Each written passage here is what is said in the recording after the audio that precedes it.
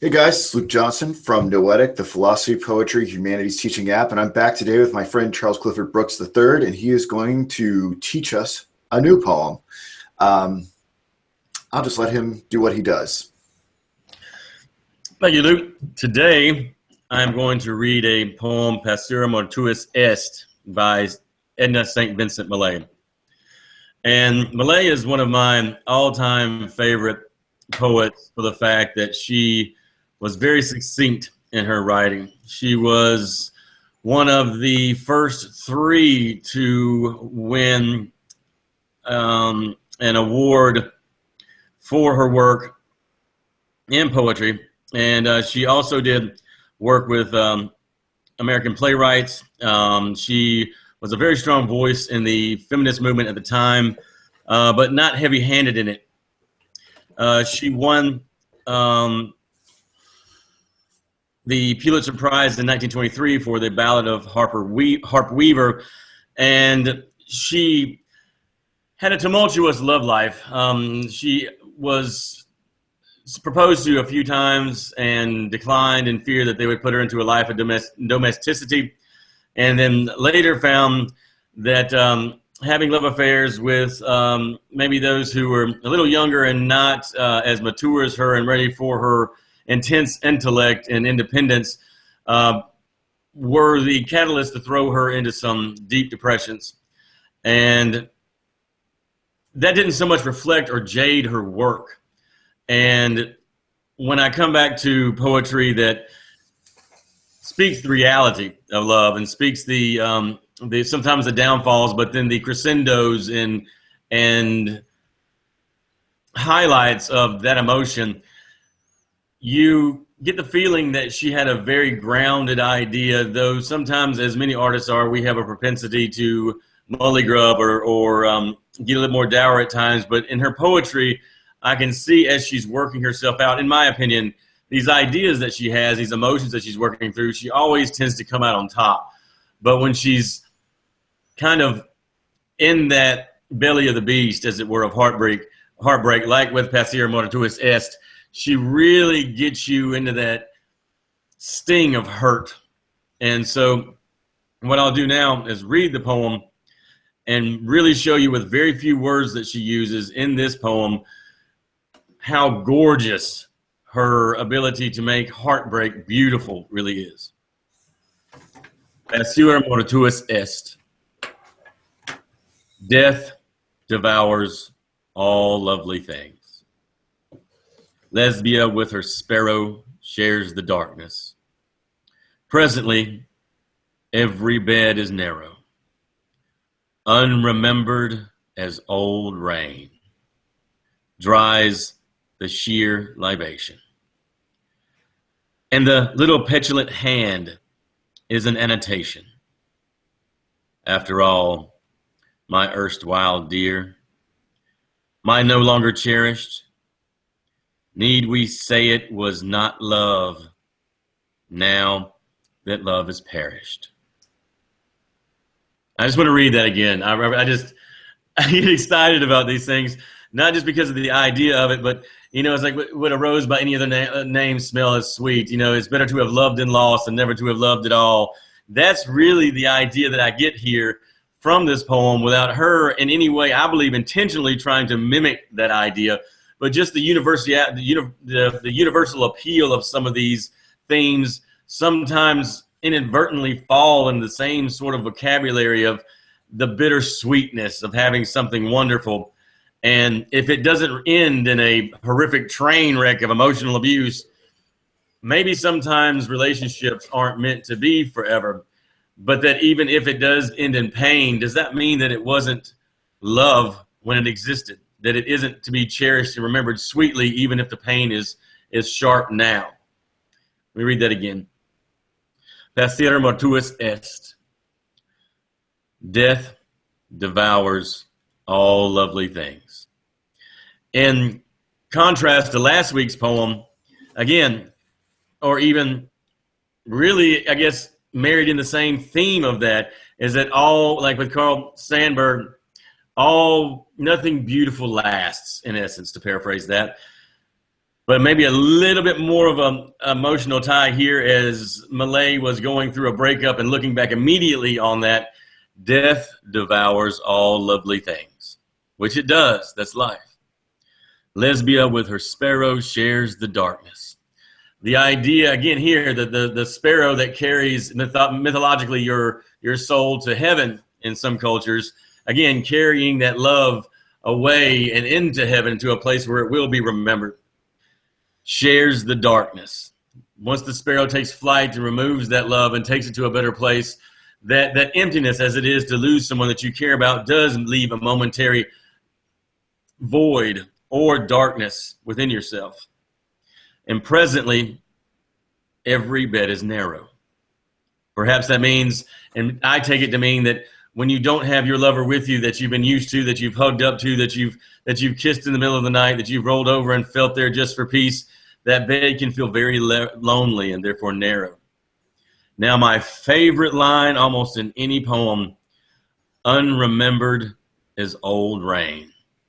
That fear that, do they remember you in the same sweetness, or will they remember you with the same emotion and kindness and sweetness that you remembered them? Will you be unremembered as old rain that dries in sheer libation?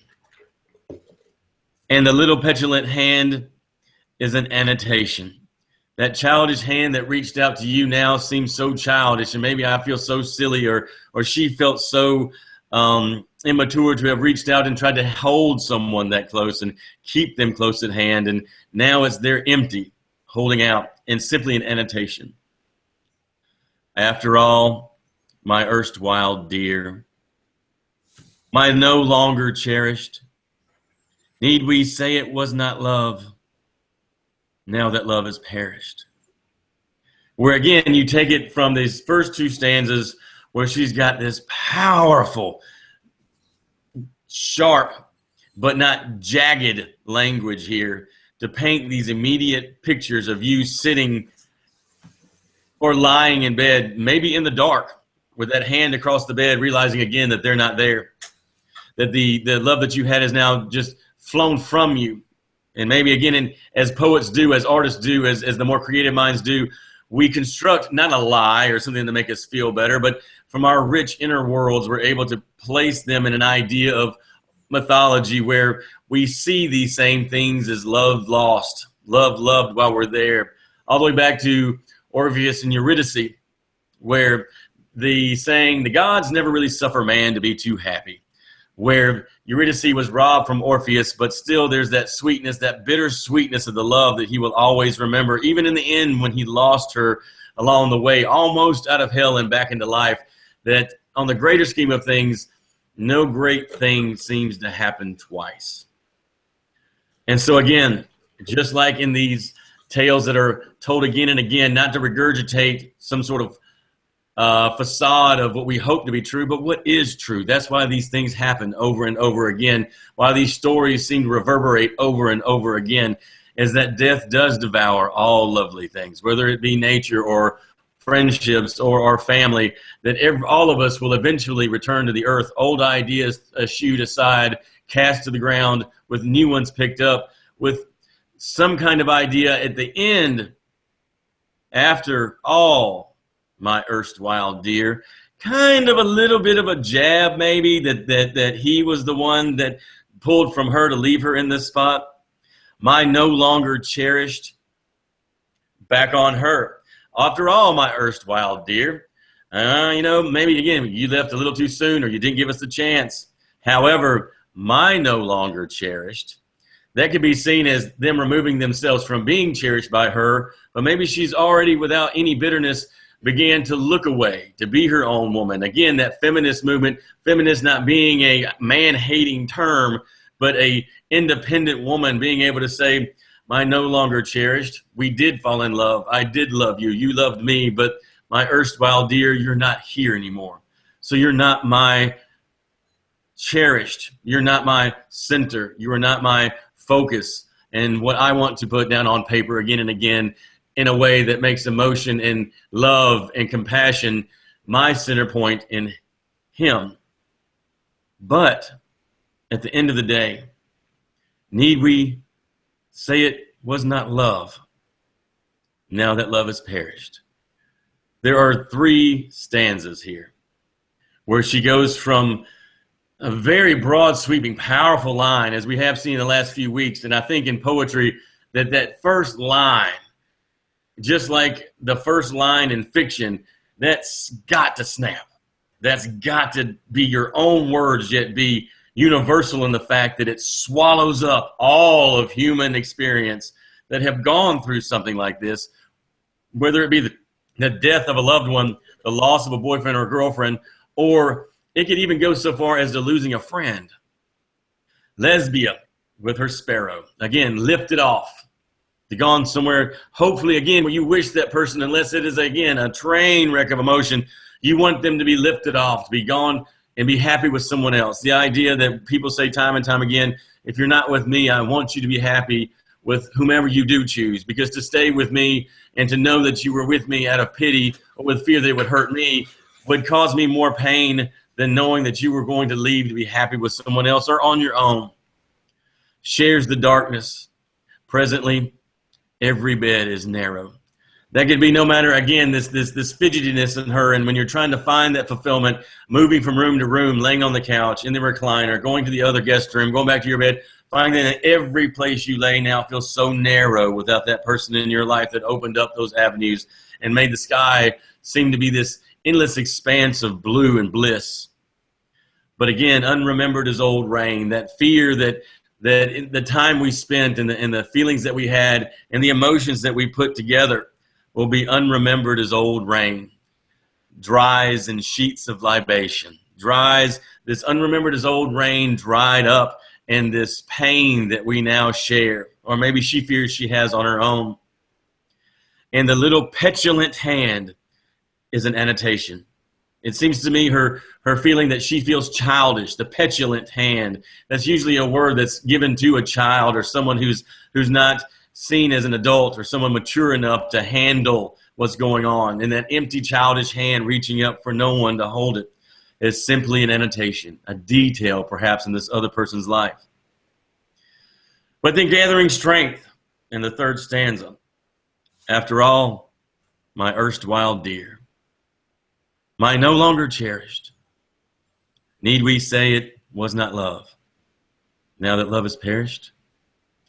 It begins with a dour tone and note, but then in these 3 short stanzas, it covers the range of emotion when it comes to separation and breakup and heartbreak, with a moment of forgiveness to this person, to hope for herself, and hope to us that as we fall in love, whether it be with a career that maybe we lost, or a dream that was not realized, or someone we did dedicate our life to, that we would and will find something perhaps more glorious and more effulgent with that bursting life of joy and smiles and hugs and kisses and dancing and stars, that we look back at what we lost and realize in hindsight that was to make me ready for this new person.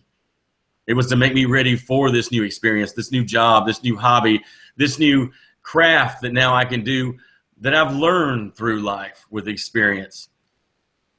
And you're left with not hatred or a grudge, but that wonderful sentiment of, need we say it was not love, now that love has perished?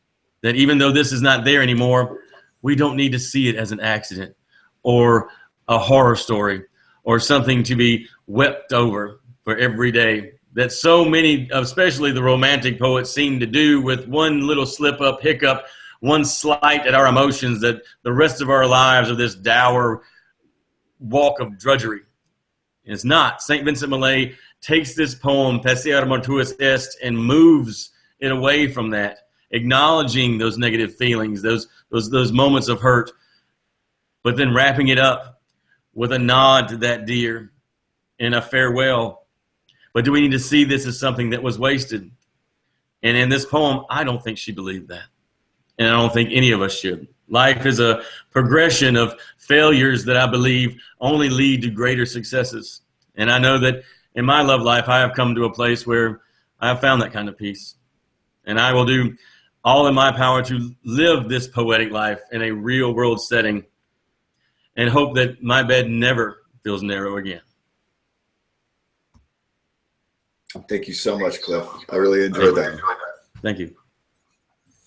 All right.